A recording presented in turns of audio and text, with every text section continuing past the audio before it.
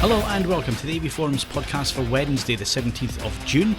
Joining me on this edition, Assistant Editor Steve Withers. On this island there's no such thing as safe. News Editor Mark Hodgkinson. We haven't landed yet. And Audio Reviewer Ed Selley. This is T-Rex P. So, welcome back to the AVForums podcast, and we haven't had a high profile actor die recently until this week. Well, at the weekend, last weekend. It was announced on Thursday. Sadly, Christopher Lee passed on, Steve. He did, although in all fairness, he was 93 years old, so a fairly good innings, I'd have said, for most people. Yeah, I mean, I think anyone who's a genre fan knows of Christopher Lee and loves his work. He's, you know, if you look through his career, he's played just about every major genre character. I mean, Dracula, obviously, but he also played Frankenstein's monster. He played the Mummy, played Rasputin, played Fu Manchu, slightly, culturally incorrect perhaps these days, but he did play Fu Manchu.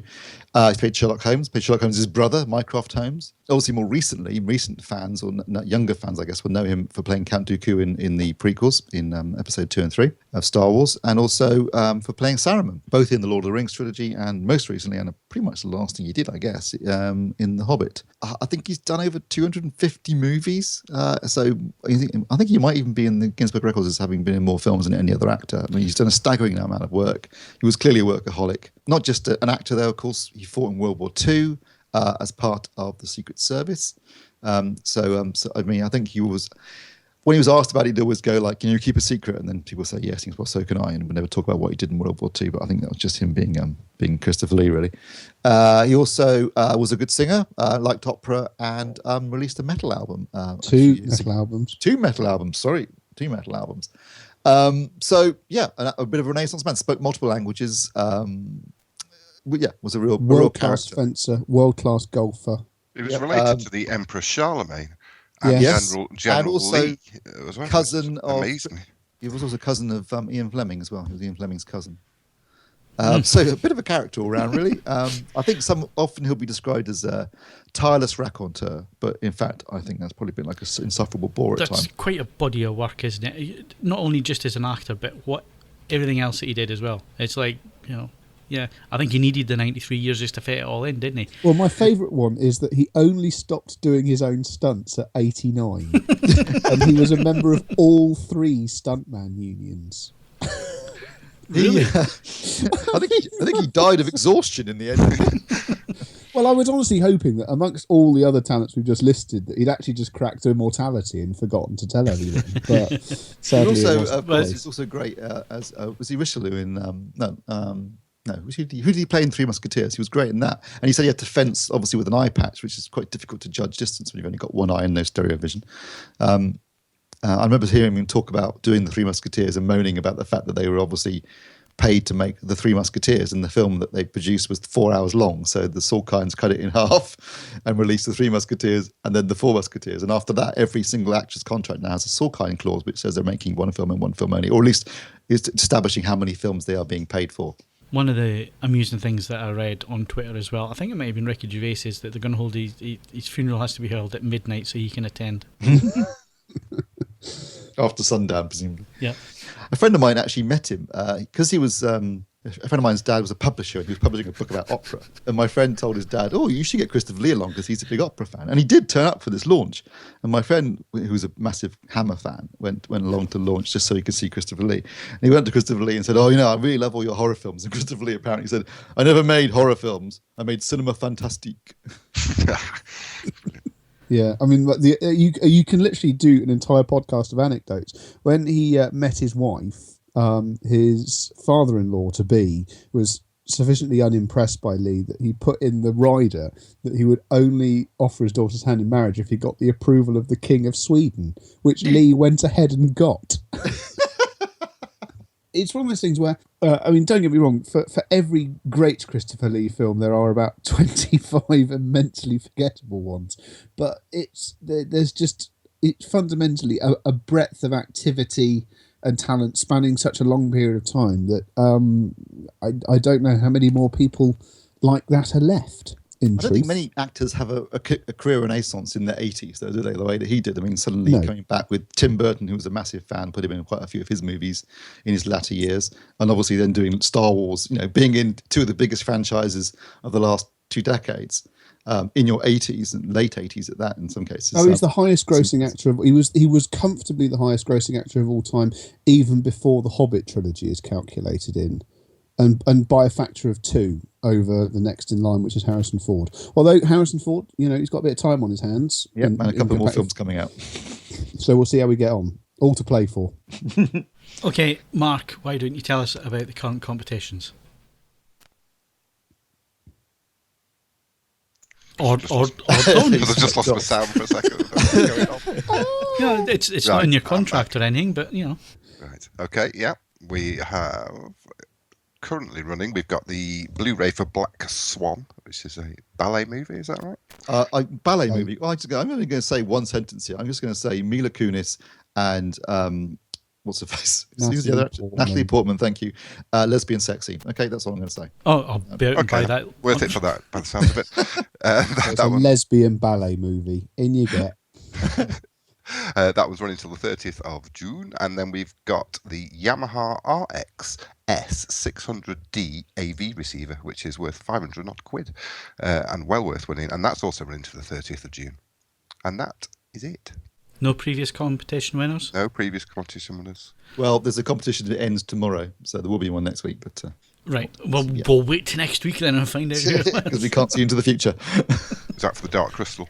Yes. Okay, so let's move on to hardware news now. This is NDA'd at the moment, but the NDA finishes before this goes live, so we can talk about it. Steve, Yamaha announced the new AVR receiver lineup. Yeah, it's almost a professional segue there, wasn't there, Phil, from the prize, the Yamaha receiver, to the new lineup. I completely ignored it. I know, you should have gone for that, though. No. Sometimes, the art is not to do the obvious. Yes, expect the unexpected.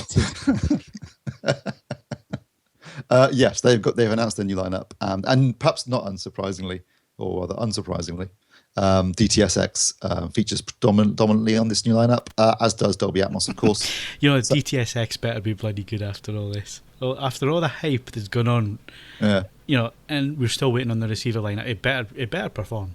It's going to be, isn't it, at the end of the day? Sounds like Dolby Atmos to me. Right, so they've got the top of the line is going to be the RX A3050, replacing the RX A3040 that Ed reviewed, I believe, what was last year, was it? Yeah, last year. Yes, it was absolutely brand spanking new. That's going to be 1,900, no, $2,000, less 5p. And that's obviously going to include Dolby Atmos, DTSX, and also, of course, things like HDMI 2.0 and HDCP 2.2, built-in Wi-Fi, built-in Bluetooth. So, a very comprehensive receiver, pretty much puts it smack bang in line with what we're seeing from Denon and Marantz last week. We've also got the RX A2050, which I reviewed the 2040 last year, a very good receiver indeed. And that's, again, same kind of features, basically Dolby Atmos and DTSX and Bluetooth and Wi-Fi and HDCP 2.2 and HDMI 2.0. Obviously, the difference between the two really is in terms of the power that they have. But that's going to be £1,499 and 95p. Then there's the RX A1050. That's replacing the 1040. And did you review it? You're reviewing that, aren't you, Phil? Yeah. I'm reviewing it with a look to see if it's worth picking up end of line. You better hurry up. But that also includes. Now, that's interesting because the 1040 that you've got does not support Dolby Atmos, does it? No, it doesn't. But this new one, the 1050, will support both Dolby Atmos and DTSX. So that line's getting a bit of a boost, I think. And again, it's just under £1,000, 999.95. Then we've got the RX A850. This is 900 quid. So there's only £100 difference between this and the 1050, but doesn't have DTSX. It's only got Dolby Atmos, apparently. And just filling up the lineup, there's an RX A550, which is £549.95p. That will not include either Dolby Atmos or DTSX. In terms of other features in their receivers this year, they're going to have support of 5.6 megahertz DSD, 192 24-bit FLAC, WAV, ALAC, and AIFF, and also MP3 and WMA. So, I mean, based upon last year's models, I'm looking forward to seeing these because they were very, very good receivers last year, and I expect them to be as good this year. And also, I think with things like Atmos and DTSX, because Yamaha have been doing things like height, what they call presence speakers, for 2 decades, they've got a lot of experience in this kind of thing. So I expect them to be able to implement it extremely effectively. And people have got a lot of experience of buying Yamaha products with those and not bothering with the extra speakers. Well, true. I mean, there was no point up to now because nothing was mixed with hide speakers. But if any company can get it right, I'm sure that Yamaha can, because they've got bagloads of experience in it. Sounded damn good last year on their 2040. So both of you are actually heading off to their launch event, but we can't say anything about that because it's NDA'd. Till the no, and neither will we be able to say anything when we get back. I'm going to go on record and state this is one of the most ambitious NDAs I have ever seen. Mr. Withers and I have a sportsman's bet on how long it's going to last. I stress that neither of us have the slightest intention of being the people that break it, but nonetheless, it's a lot of people to make it. I want to get in on this, so we'll just we'll turn the mics off just a sec. Well, let's put it this way: we're talking about a Europe-wide press with several hundred people attending all over Europe, plus all their dealers. If they really think they're all going to keep their mouths shut for 2 months, I'll eat my hat. Mind you, I had an NDA to sign the other day. I can't even say who it was for, and it specifically said, "You say anything, you pay us €10,000," and it's the first time I've ever seen that in an NDA. I'd love to if you'd won the Euro Millions. Just gone, yeah. Here we go. I'm on Twitter now. Your check's in the post. Right, I think we're getting well sidetracked now. Let's go to Mark. Mark, some news coming through the Korean press about LG and their production yields for OLED. Yeah, good news. Well, hopefully. But obviously, this is an area where everyone's struggled, and probably the reason why no one else but LG is bothering with OLED. But it's believed, it's no official announcement, but as you say, come through the Korean press, that they've increased OLED yields up to 65% for the panels, which I know this is the Ultra HD panels. They've actually got it higher with the Full HD, but no one's interested in that, unfortunately. So yeah, up to 65%. The modules, they're also improving the production processes around them, because that's currently been a problem as well. They're aiming by the end of the year to get up to 87% with the 4K 77-inch panel, which would be pretty impressive. So obviously the hope is it's going to drive prices down in the shortish term. I'm a bit dubious on 87% of the 77-inch panel, because they only make about 10 of those, don't they? So they need to get 87 out of 100, and then they'll be all right. And that's for the year. No, but yeah, I'm slightly dubious that those numbers weren't the other way around, and it wasn't 75% for the 77-inch. And I don't know whether that's just backward reporting by that. It might be easier to make with a larger screen. The pixels are larger. So you didn't give me a chance to say it. And also, they're apparently investigating an inkjet method of production, a la Panasonic, from a couple of years ago, who gave up. So that is supposed to be even more reliable. So it's kind of looking good. It makes complete sense that the larger sizes would do better, because you're trying to fit more and more into smaller spaces. You go down in size. That's my assumption. That's currently not how it works, though. Really? The numbers are worse. Yeah, they're worse on the bigger panels than the smaller ones at the minute. Well, but it may be that there's something else about either the finish on the front of it, the dimpling that people have reported, or something like that. Maybe that's more of an issue that on a greater stress surface. Maybe the OLEDs are just dying. I mean, they're a living compound. Yeah, well, we all die as to those screens, but all things must pass. Thanks for that, Steve. That's dead cheery. Good album. Right, so staying with LG, but we're going to move to 4K TV this time, Ultra HD. Not the flagship, because we've already reviewed that one. This is the 850, so a little bit further down the product line, Steve. Yeah, it sits below the UF 950 that we've already reviewed. This is the UF 850. Essentially, though, from what I can tell from testing, it's basically the same TV. The big difference between this one and the flagship model is it hasn't got the ultra slim panel, which I think, frankly, is a good thing. Because with the UF 950, the problem was because it was so slim, the only place they could put any LEDs was actually along the bottom. So you ended up with the sort of columns of light sometimes, depending on what the content was. But because all the lights were at the bottom of the screen, there were none at the sides or at the top. This is just a traditional, LED lit panel. So you've got a much more uniform backlight and you don't have any problems with columns of light that you were getting from the UF 950. There's a little bit of banding on when I was watching the football yesterday. There's a camera pan backwards and forwards, or some banding in the image. I'm impressed you stayed awake. Well, I turned off after the first after the first goal went in. I thought, typical. The second half was quite good. Oh no, I didn't watch the second half. Yeah, so I think the sort of deeper, thicker panel and chassis really helps in terms of uniformity and overall performance. So although this is the lower model to the UF 950, I think in many respects, since it basically seems to have exactly the same features, I would prefer that. It's a fairly traditional design. It's nothing too flashy about it, but it's well made. It has a nice stand, color management system, and the white balance controls will work very well. You can get a pretty accurate picture. So they actually work. They do. I don't mean to sound disrespectful there, but LG are renowned for their stuff not working. Their stuff used to work very well, and then for about 2 years they've had real problems with if it ain't broke, break it. They broke it, and I think it sort of started going a bit tits up for them when they introduced. Remember, they used to just be luminance / contrast, saturation, and then tint as 2 controls. Then they introduced 3 controls, so they had saturation and luminance and tint, and then it didn't really work. Basically, it seems like they finally sorted that out because the controls work quite well now, and you do get a very accurate. It did get a little bit Sony-esque in terms of it was almost like it ran out of processing power and started adding artifacts in, because that was a big thing with Sony as well. Yeah, like the old effects projectors with their RCP controls. Yeah, that's actually a good analogy. The only area where it's out of the box accuracy, as with a lot of TVs this year, pretty good. Accurate, very accurate, well, pretty much reference level after calibration, although tracking the saturation measurements, so 25 and 50 and 75%, not so good, very unsaturated in all the primaries, which means the picture doesn't have quite as much punch as it might have. Although I would generally take undersaturated to oversaturated personally, but that's the only area where it falls down in terms of its color performance. Otherwise, they're very good. Processing excellent. It's a good, solid, well-made TV.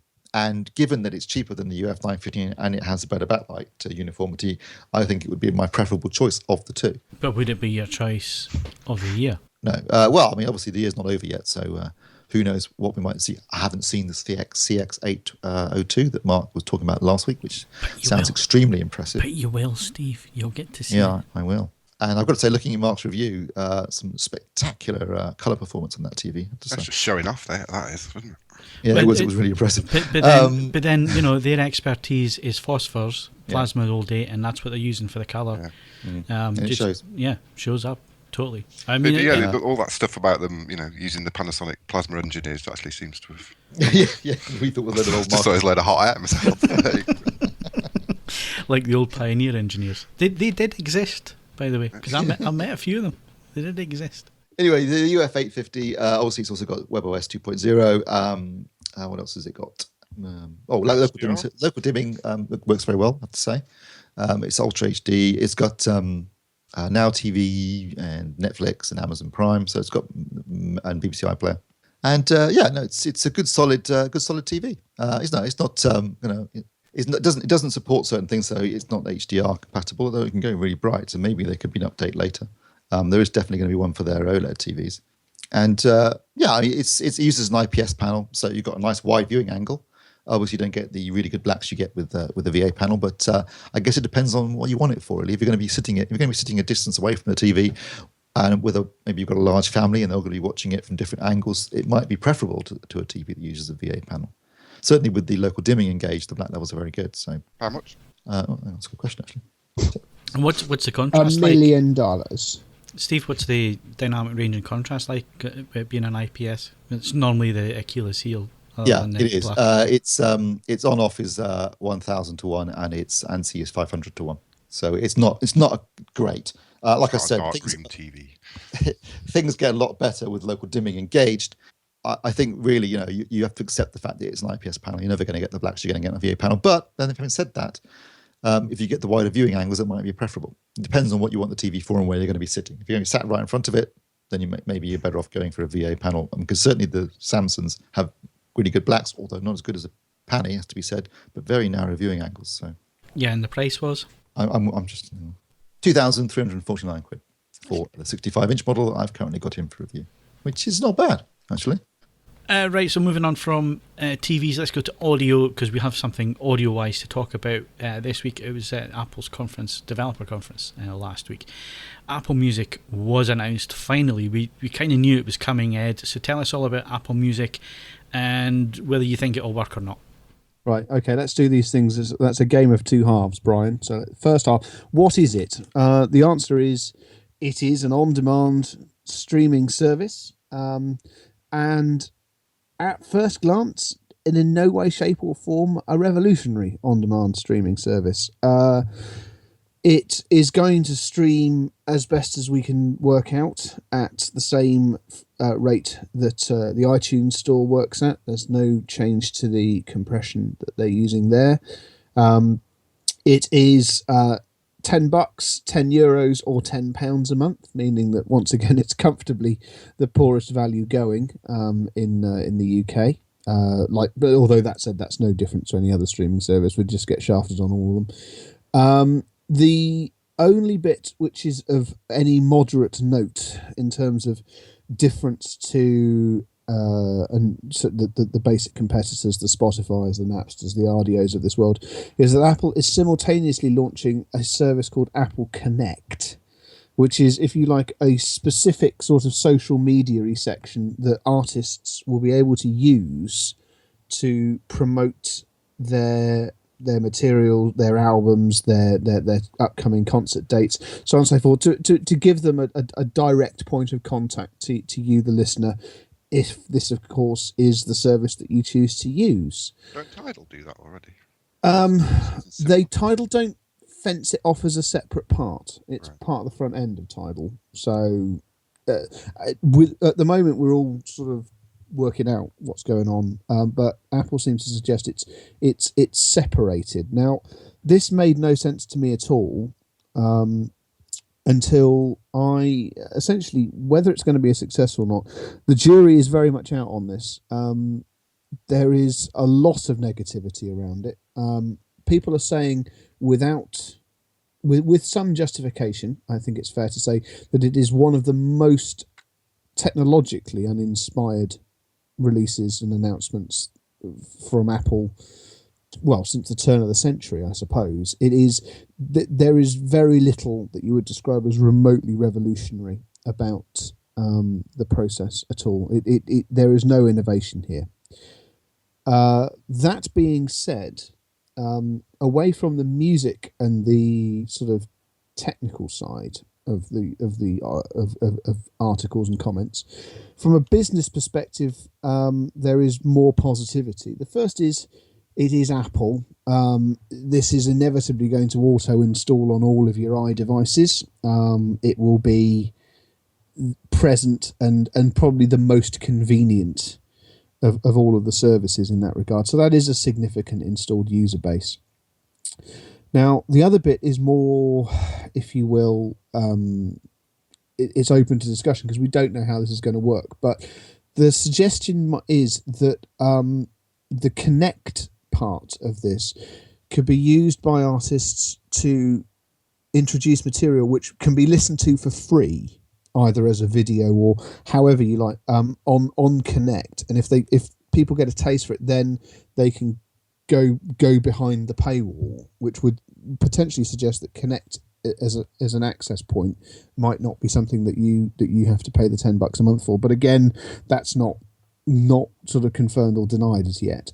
And if artists can be persuaded to use Connect, and this installed user base comes on board, and the biggest if of the lot, Apple's rather cynical but I suppose necessary sort of legal pressure to try and end free streams on Spotify has any effect, then maybe they can make a success of it. But I mean, from a personal level, I just find it's utterly uninspired. It's not that there's no proposition here that makes me want to chuck in any existing subscriptions I might have. I think you've touched on it here, but I mean, for that type of thing, you got Spotify already.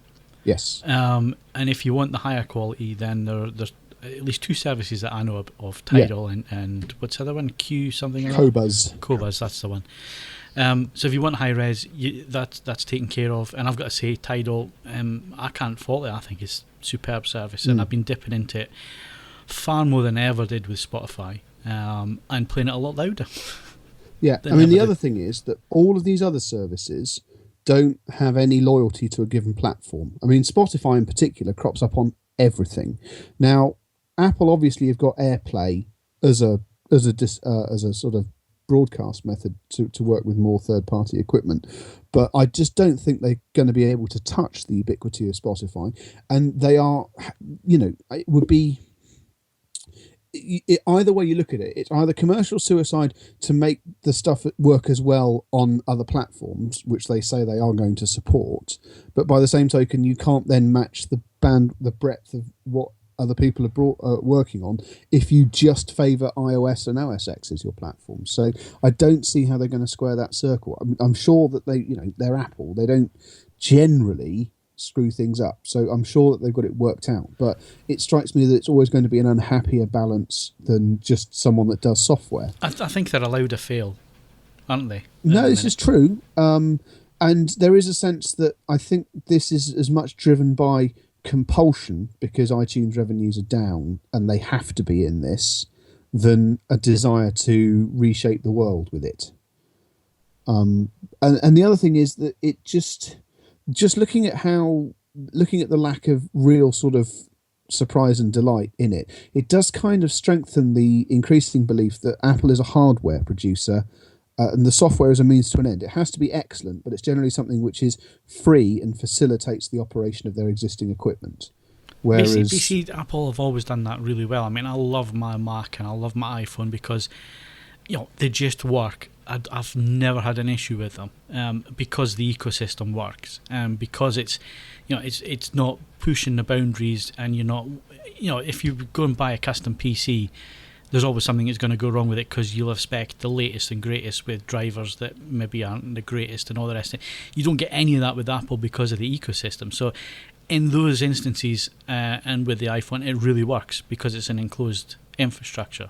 But like you say, they're trying to bring this to market, and a big wide market at that. They have the Apple name, but do they have anything else over and above? And what you're saying there, it appears that they don't. There's nothing that automatically credit cards on file. But there is a sense that if you've bought so it will just it'll just segue on from iTunes. But by the same token, I'm not alone in finding iTunes one of the most appalling pieces of software put out by any. I completely agree with that. I hate and so it. Apple's immediate legacy in this specific category isn't that hot. So I don't know. It's going to be a very interesting one. It's a very awkward situation for any manufacturer where the success, it does in part seem to depend quite heavily on whether they can close down another manufacturer doing something in a different way. Right. And before we leave Apple, I had a letter through from my bank saying that they're going to support Apple Pay.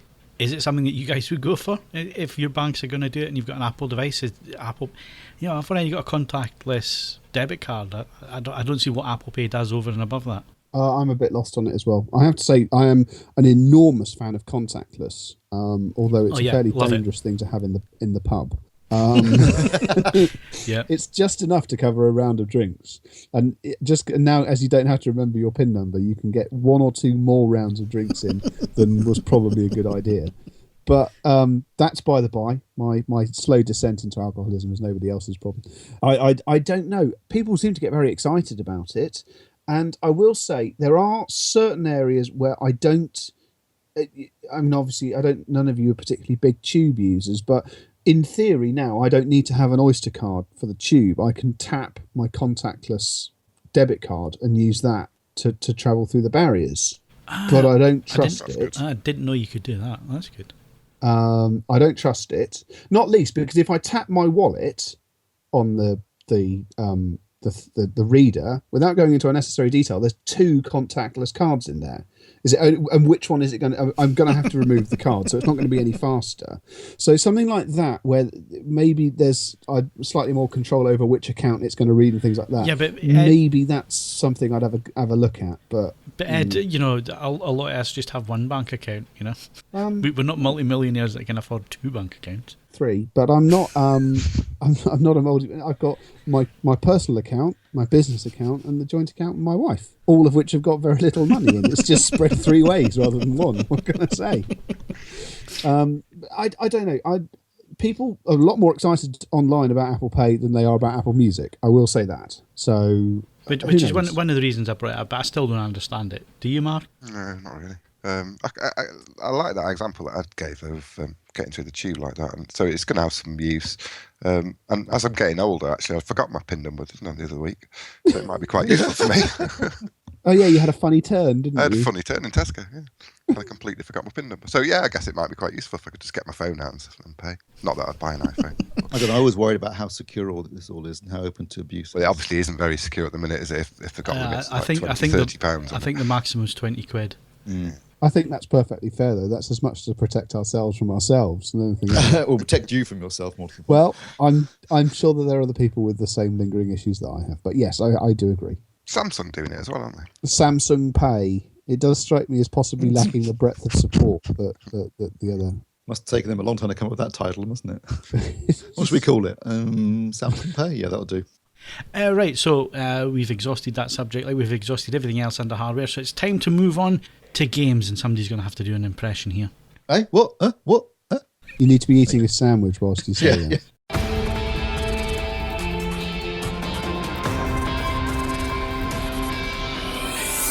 Right, so we move on to games news.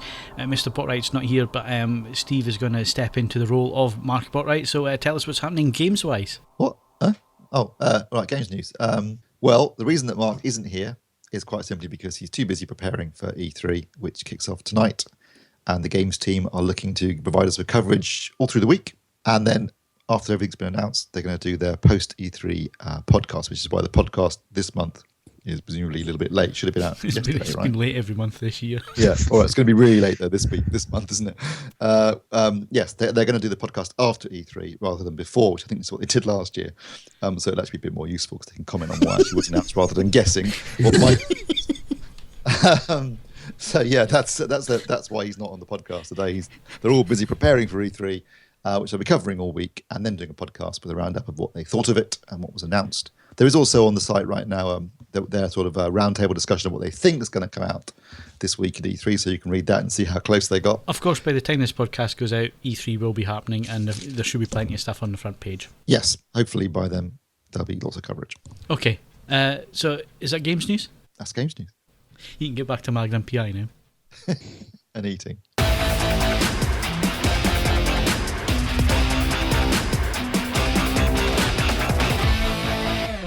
Right, we move on. Movie news. 22 years, Steve, and it's back at the cinema. So what am I talking about? Christ, 22 years. Sometimes I feel bloody old. I was about to say, sometimes I feel bloody old, but when we get back to another subject later on in this podcast, I'm going to feel a lot older. Yeah. But 22 years, I can remember being in Leicester Square to see Jurassic Park. And obviously this weekend, Jurassic World opened. How many times did you see Jurassic Park at the cinema? At the cinema, only the once, actually. Oh, I went 7 times. And I even, and I bought the UCI baseball cap with their logo on it as well. Well, you were younger than me, so maybe it was a bit more exciting for you. Then. I mean, it was still... The thing is, Jurassic World, I'll start off by saying it's great fun. I really enjoyed it. But, you're never, ever, with any film, I think, ever again, possibly, going to get the same impact and sense of, wonder that we got going to see Jurassic Park, because that was a groundbreaking film. I mean, in 93, we'd never seen... I mean, obviously, if you watch it now, you realise that they used animatronics a lot, and they deliberately and quite wisely, sparingly used CGI. But having said that, when we saw it at the cinema, I was thinking the same thing the characters say when they're being shown the part for the first time. How did you do that? It was groundbreaking at the time. It really had an impact. I doubt we'll ever get that again, because nowadays, and they actually mentioned it in Jurassic World. They're talking about making new dinosaurs because people want more and more and bigger and louder and more teeth, and that kind of describes how cinema's gone over the last 22 years. So it's never going to have that kind of appeal, but it was extremely good fun. The effects are very good. The story's interesting. The characters are interesting enough. I mean, you kind of miss the classic characters from the original films, but the new ones are okay. It entertains you. And basically, at the end of the day, that's all you really want, right? You want to be entertained for 2 hours, and it did that, and it did that well. It was exciting. It was funny. There were scary bits. The dinosaurs are really well done, and obviously, anyone who wants to know what the plot is, the Jurassic World is the proper park, fully open, that John Hammond was envisioning in the original Jurassic Park. And because the tennis is dropping, they've basically genetically engineered new dinosaurs by mixing certain things together, creating the Indominus Rex, which then breaks free and then goes on a rampage. So that's the basic premise, and then after that, it's just basically run away, scream, and shoot at it, and try and kill it. And yeah, I enjoyed it immensely, and I recommend it thoroughly. And over the weekend, it surpassed even the most optimistic predictions for its performance at the box office. It made over 203 million at the US box office, means it's second just behind the Avengers with the biggest opening weekend ever. 500 million worldwide, isn't it? Yeah, I was about to say second biggest opening world outside the US after Harry Potter and Deathly Hallows Part 2. But combine the two, single biggest opening worldwide ever for any film with 504 million, I think it was. Because I couldn't get in to see it at the weekend. Completely sold out. Yeah, unbelievable. $500 million in the weekend.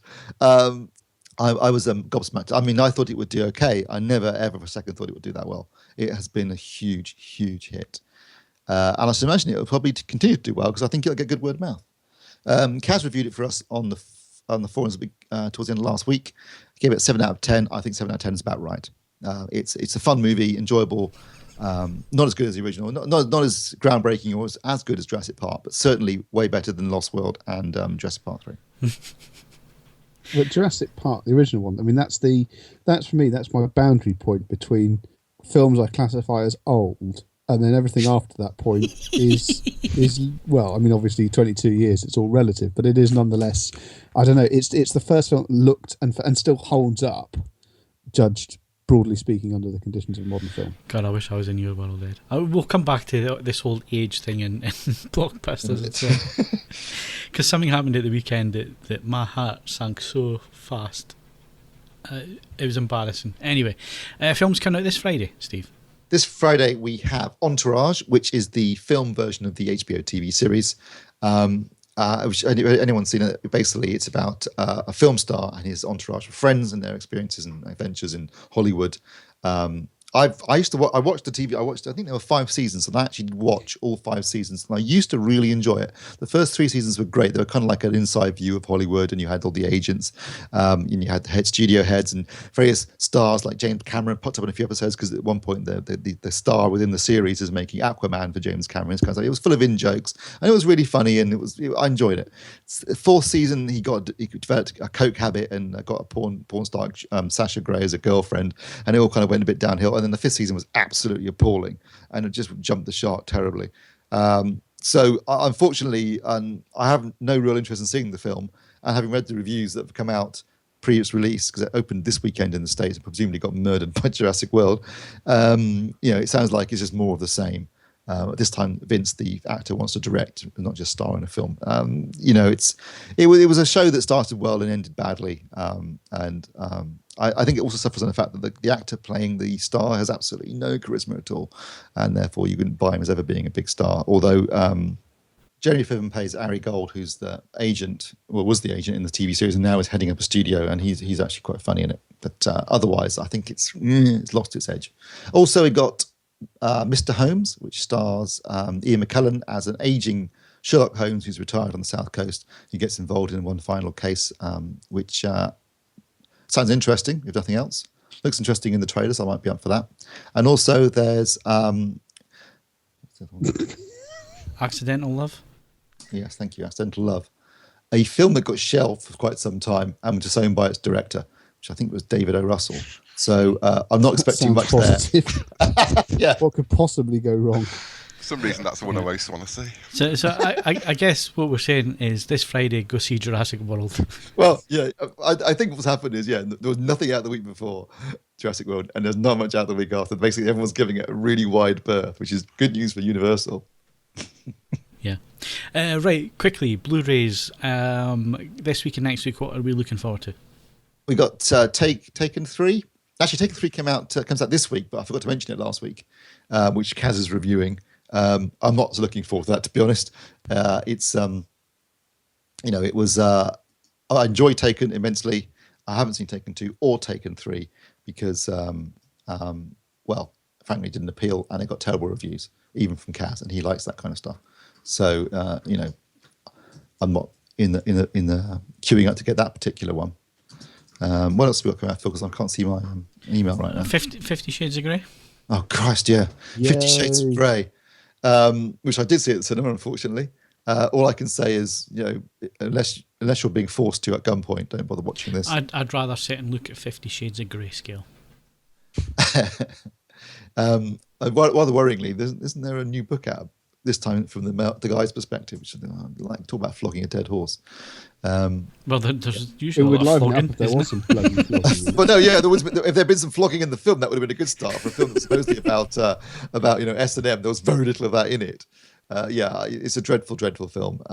It's an awful story, an awful book. Just give it a wide berth. The other film that's out this week, which I do recommend, I did enjoy, I have seen it, is Blackhat, which is directed by Michael Mann and stars Chris Hemsworth as a hacker who gets involved in basically a complot where a guy is basically hacking into various systems, and it's sort of a globe-trotting thriller with stuff in the US and in Europe and in particularly in the Far East and in China.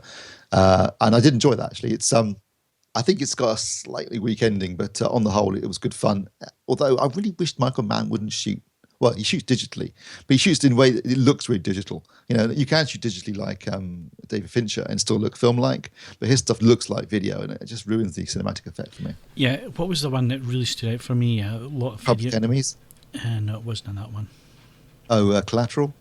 Oh, Christ. It's completely gone out of my head. Miami Vice? Ah, Miami Vice. So that said, I was wait for I.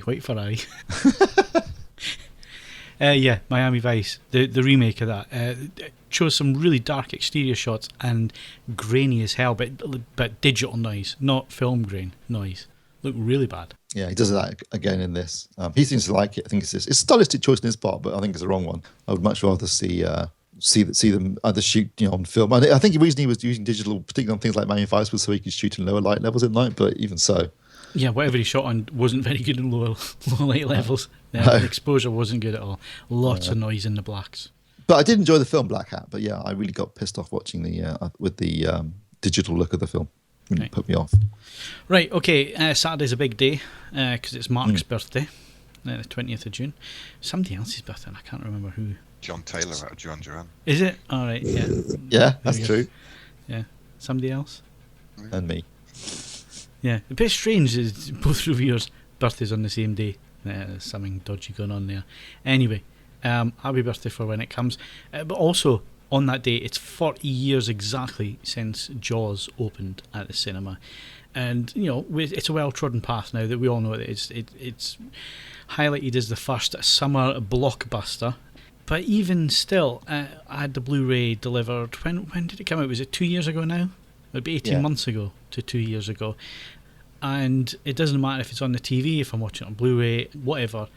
As soon as I get into that film, that is me. I will sit and watch it to the end. I cannot switch it off. It just holds my attention. It's in my top 3 of all-time films. But why? It's there's something about the film. I don't know who else here likes it. I mean, Ed, I've got a funny feeling you haven't seen it. Still not got around to watching it. That's shocking. Absolutely, I'm shocked. Even I've seen this. That it just reminds me of something that happened at the weekend, right? So I'm going to, long story short, I went for a test drive at the weekend. It was an open day. It was a launch of a new car. So I went to test drive it because I'm an existing customer. So I knew I'd get in and I'd get a shot of it. And I really wanted to have a go. So I'm sitting speaking to this sales assistant before getting in the car because the guy that's going to take me on the test drive is busy. She's 22, trainee. And we're sitting talking and going on about living in Newcastle. And I happened to mention that when I first moved to Newcastle, there was me and a good mate of mine shared a flat in the city centre, and we nearly went bankrupt that year because we just partied the whole time. I think I was about 24 at the time. And I said to her that we went to this well-known club on the quayside and we bumped into M people who'd been playing at the Metro Arena. And she said, "Who's M people?" And at that point, my heart Did you break into a stirring rendition of Search for the Hero? No, but at that point, my heart sunk and I just thought, you are old. You've just been showing up for being old. Well, if you want to feel old, how do you think I feel? Because I suspect I'm the only person here that actually saw Jaws at the cinema. I saw it at the cinema. Did it go on re-release? What, you saw it when it opened? No, not in when it opened. 1975. No, it was about 2 or 3 years ago it was re-released, Steve. Yeah, I did see it at the cinema. Yeah, okay. I meant at the cinema when it opened First time originally around. I wouldn't have been in allowed. 1975. No, but we're all in our 40s, you're in the 60s, so, you know. I've got to say, I think at the age of 8, I was a bit young to go and see Jaws. My sister was 6, way too young to go and see Jaws, because it's really scary and quite violent. I was 7. I think I was 7 when I went. So it must have been on in cinemas a couple of years afterwards as well. Well, the back of those days, they would have been on over and over again. Yeah. They would keep re-releasing it. So I guess, why is it so enduring? Why do we still love it so much? Why is it in my top 3? And for me, and I can't speak for everybody, but for me, it's character development. It's the 3 characters. It's the 3 guys in the fight to the death. It doesn't matter who the foe is. It's the journey of these 3 characters and the one misfit. And it's the one misfit that steals the show. The whole monologue about the USS Indianapolis, that's cinema gold. I think that's what differentiates Jaws from what these days would be a typical summer. I mean, I think Jaws wasn't a summer blockbuster in a traditional sense, but it did start the trend for it. But I don't think you would get that happening in a modern blockbuster where the film stops for 10 minutes so they can do that monologue and that great bonding scene between those 3 characters. It's the kind of character stuff that you would have got in the 70s, but you just don't get that kind of character development now. Or even those kind of character actors. I mean, all 3 of them are not stars. I mean, they became quite well known after the film, but I don't think Roy Scheider, Richard Dreyfuss, or Robert Shaw are stars in any sense of the word, but they were certainly really good character actors, and that's what they bring to it. They bring real character to those roles, and so you totally buy into their relationship, and you like them.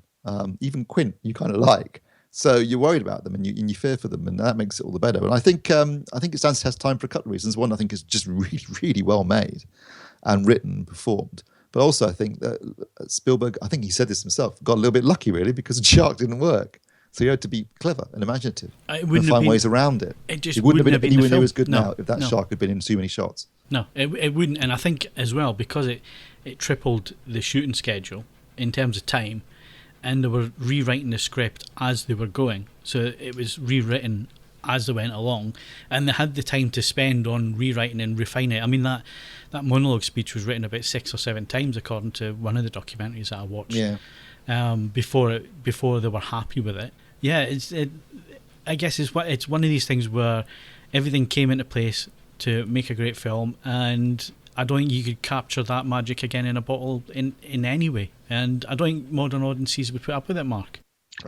Yeah, well, you're testing my memory big time because I haven't seen it in ages. But I think the characters is definitely spot on with that, and the development of the story there was real tension. I can really remember that. It was a palpable kind of, when's it going to jump out? When's it going to get you? I think that was, that was or them rather.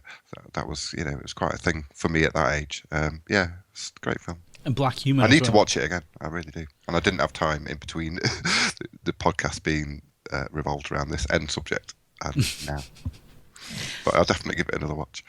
I'm trying to rack my brain, Steve, but I can't think of many other films that have had the same kind of impact in terms of, starting a trend in terms of summer blockbusters and being a film that after 40 years is still in personal top 10s. Other than the obvious, and other than the obvious things as a kid that you love, like Indiana Jones and Star Wars and E.T., I'm struggling to think of anything that body of work wise that still stands up like that.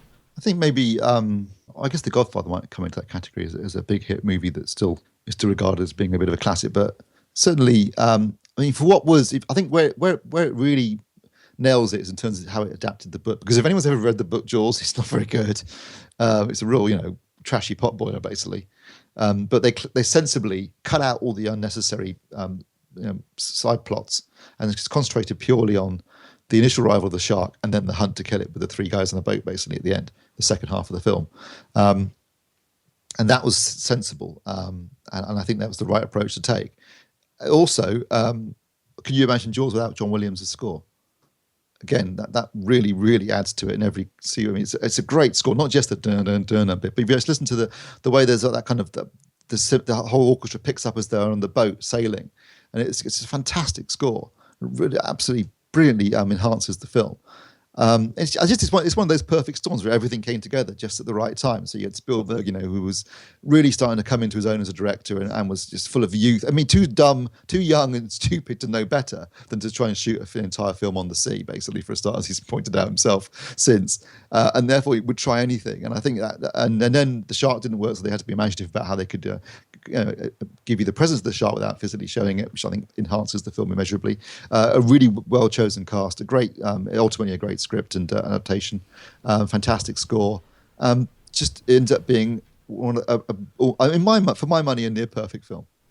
The other clever little trick that he played, and it was mentioned in one of the documentaries, and you don't think about it until it's actually pointed out to you, but if the camera had been 5 feet higher, like it would normally be placed, you wouldn't have that sense of dread and foreboding, because the camera was placed at water height for a lot of the water shots. So it was almost like you're basically at the water level. You were in the water.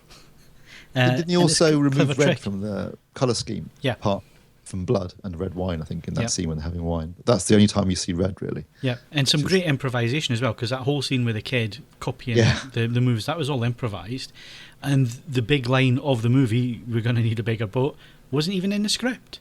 It was ad-libbed. Yeah, no, it is a super. It genuinely is a classic, and it reminds you that I think, for my money, the 70s were the golden era of films when you got really intelligently made adult films that were aimed at a mass audience, but were still didn't pander or become juvenile to try and target a younger audience. I mean, they were made for everyone. And so even Star Wars, which you could call a kids film, I think still appeals to adults as well, and has a kind of a harder, more realistic, if you know what I mean, edge to it. And then you got, some of the big hits of the 70s were things like Godfather and The Exorcist, which were R-rated films. But the studios were prepared to make films for adults back then. And unfortunately, that isn't the case now. And even something like Jurassic World, which I thoroughly enjoyed. Yeah, actually, probably one of the reasons why I enjoyed it was because it did have some kids in it and kids in trouble, if you like in the original Jurassic Park. But it didn't feel like it was making it for a juvenile audience. It felt like it was being made for a general adult audience as well as for kids, and that's something that the 70s did really well, and we kind of lost in the 80s and into the 90s. I guess we're kind of lucky as well, being born when you were born, Steve and Mark, because it could be said that was the second or third golden generation of Hollywood, really, from the 80s and 90s. When you look at Spielberg and Lucas and Coppola and all the big Scorsese, yeah, I mean, some really, really big influential movies around that time as well. Naming those directors, and I was far more into movies 15 years ago than I am now. I just kind of lost interest with cinema, but you don't seem to get those greats anymore. So I've not really thought about it as consciously, but I found movies a lot better sort of 15, 20 years ago than I do now. That's probably because you're busy trying to wrangle however many children you've got. That's a possibility. and you may be watching films that are perhaps more geared to them than yourself. I mean, I finally got around to watching Whiplash the other day, and I have to say I wasn't actually fully in the mood for it, but needs must. And I don't recall. I don't think it's. You can judge it by any epoch. There's no tricks to how it's done or anything like that. It's just a fantastic set of performances, and beautifully shot and really well thought out. And I don't see that giving ground to anything from any era in Hollywood. It's just a fantastic piece of filmmaking, and neither does it have to be judged by doing anything which would have been impossible to do even all the way back to the 30s and 40s. It's just great. So, yeah, I do get. I mean, essentially, there are pressures on modern summer blockbusters, especially, which are of their own making, and they aren't. And films that predate them do often come off better. I mean, relentless product placement is a curse of modern major filmmaking, and things like that. But things come and things go. I mean, I'm in a slightly awkward phase here because I was actually momentarily distracted because I've been reading a set of emails that come in whilst you were eulogising about stuff that happened before I was born. But I was trying to think of a summer action movie where more recent era where I think it would stand up, and annoyingly I can't at the moment. But nonetheless, I don't think it's impossible to recreate what's gone on there. I just think at the moment the circumstances are unfavourable to it. But it's not something that's been forgotten how to do. I'm just so glad that they haven't decided to remake it. Yeah. Yet. Well, we've established that as far as you fogies are concerned, it's the greatest thing ever. Nothing's ever going to be better. Hollywood might as switch over to doing we didn't voices. say any of that, Ed. But it is one of those rare where everything just comes together and it turns into an absolute classic. And I suppose in some way you could say that about Jurassic Park, the original. Couldn't you, Steve? You know, everything came together. You know, the technology was right at the time. It was the right director. Again, they didn't overcast it. No, exactly. I mean, Sam Neill. I didn't really know who Sam Neill was until after Jurassic Park, and I think it'd be fair to say that Goldblum hadn't had a hit since The Fly. Yeah. Oh no, Independence Day. Was that before? No, that was after. No, that was after. Yeah. That was after. So Right. I think he landed Independence Day on the strength of Sam Neill will always be known to those of us of a certain vintage as being Damien, the adult Damien in Omen 3, and also for playing Riley Ace of Spies on TV. But what's his chops in The Hunt for October? Oh yeah, that's right. Yeah. But yeah, no, they cast it wisely and they sensibly kept the effects to the computer effects to a minimum. Yeah, and even the annoying kids aren't that annoying because it's a Spielberg film. So yeah, sometimes films get lucky. I mean, often it's the ones people think are going to be disasters that turn out to be the ones that do really well. Casablanca is the classic example where, you know, there was the trouble with casting and problems with the script, and they didn't even get it finished and didn't even decide on the ending until the last minute. But became like an absolute classic. So it can work out all right on the day. It's like this podcast sometimes. Yeah, we haven't had a hit for years, Steve. And the Daily Marsh, just this second, have tweeted Jurassic World not accurate, says tedious little man. They must have been listening to the podcast. And on that bombshell, that is it for the podcast this week. Thanks for listening. My thanks to Steve Withers. Reverse Darwinism, survival of the most idiotic. Mark Hodgkinson. If we split up, I'm going with you guys. And Ed Selley. Through our church. Don't forget, you can follow us on Twitter and Facebook, bookmark AVForums.com for latest reviews, news and video, and you can also leave us a rating on iTunes, but only if you enjoyed the show, and make sure it's 5 stars, please, people.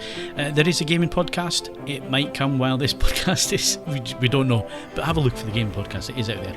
And we'll see you again on the weekly podcast next Wednesday.